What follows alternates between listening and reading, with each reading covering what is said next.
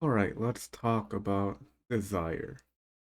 And I'm intentionally doing this while my hair is wet. I'm kind of trying to make a point. Like, people talk about getting rid of desires, and people suffer because they have desires and their desires aren't met.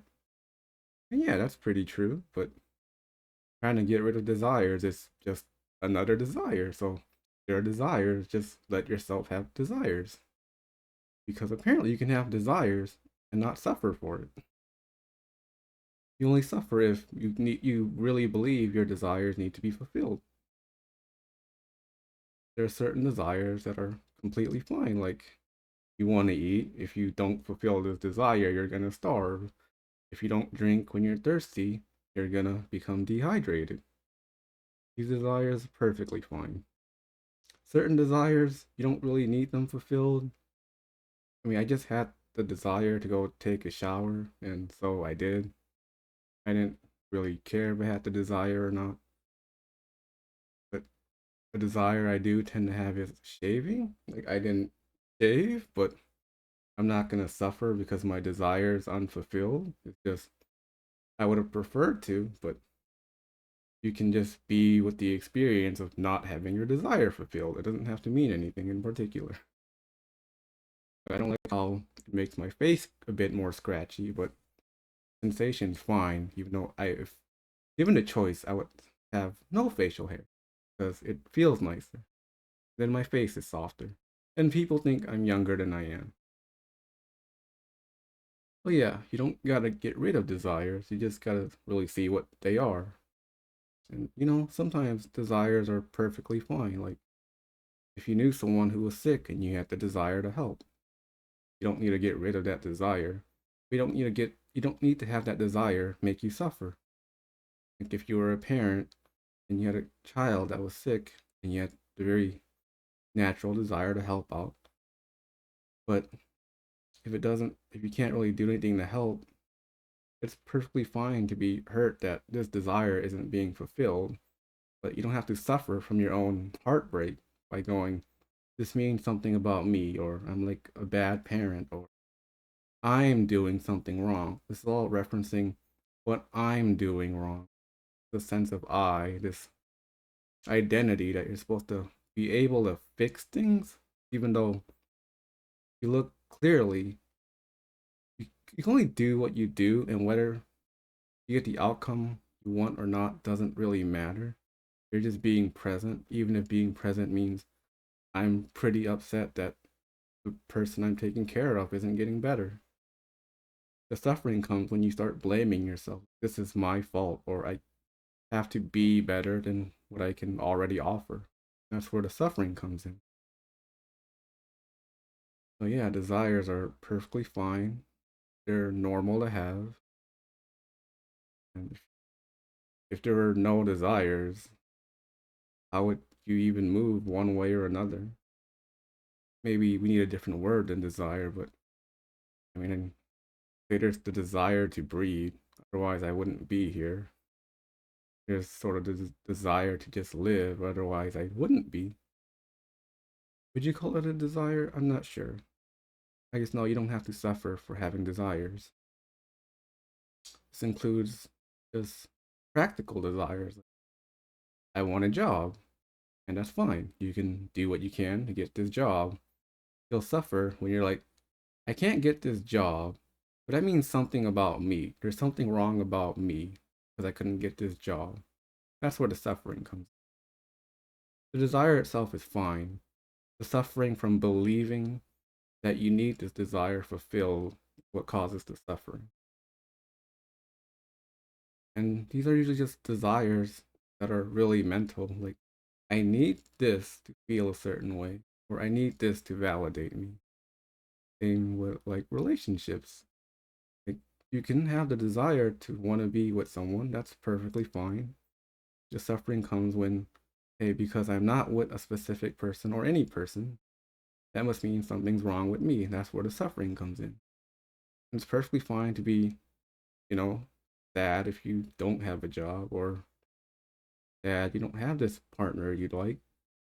If you suffer because you're sad, You're making this self-defeating idea of yourself because you don't have what you want. Like, it's perfectly fine to feel sad. I mean, if someone feels sad that they don't have a job, that's fine. But if they take it personally and say, this must mean I'm not good enough, the sense that they're this person that's just not good enough. In the same way, if you were taking care of someone and they were sick, you did all you could, but they weren't getting better, you can still be completely sad. You can be upset.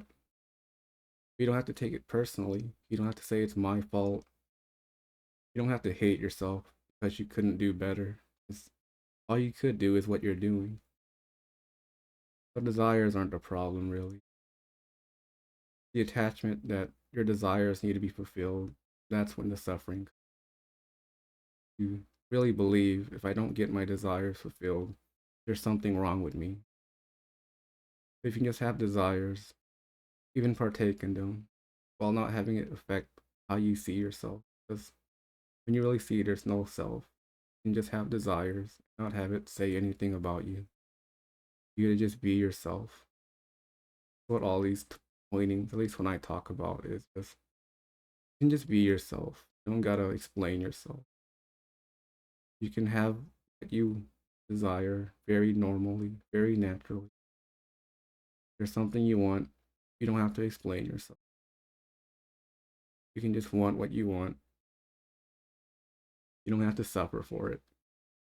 If someone tells you you're wrong, they can have their own opinions. Because if you fight against what's happening, that's its own point of suffering. People can disagree with you, and yet you still know, hey, this is something that's important to me. You don't have to suffer just for having desires that will disagree with. Really, suffering in a lot of situations, if not all, it's really just optional. And you don't have to make yourself suffer for not being free of desires. And in some way, desires kind of lead you home. Because when you see, even if you get your desires, fairly often, when you do get them, that satisfaction doesn't last very long, does it? So maybe follow your desires and see how they don't fill you up. And that really gets you curious. Well, what does then? If you don't at least try, at least in the back of your mind, you're always going to wonder, maybe if I just had that one desire fulfilled that I never even bothered to try, maybe then I would be fulfilled. But you have to try and see the unsatisfactoriness, this desire, to really know, okay, desire isn't what is going to fill me up. And yet the desires are here naturally. Getting rid of them is just a brand new desire. And if you just have the desire to get rid of desires, you're kind of just stuck in this loop of desires, really. Yeah, just be gentle, easy, and you honestly never have to berate yourself for anything. Even if there are spiritual pointers and teachings that are very clear and powerful, say this is the way people suffer. If you try to get rid of it without seeing through it yourself, not really gonna help. That's another idea. When you know experientially, yeah, I know what they're talking about. And it's clear, your actions will show. But if it's just an idea, you're gonna have to convince yourself.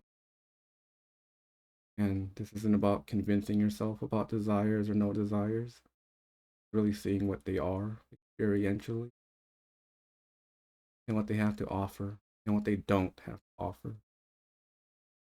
Because it's the way you live your life, really shows how deep this is, not by what you can speak. You can have all the spiritual knowledge, if everyone around you is calling you a jerk, you might want to look back at yourself at least a little bit. Maybe not as a sense of a self or an identity, but that maybe there's still more things to see.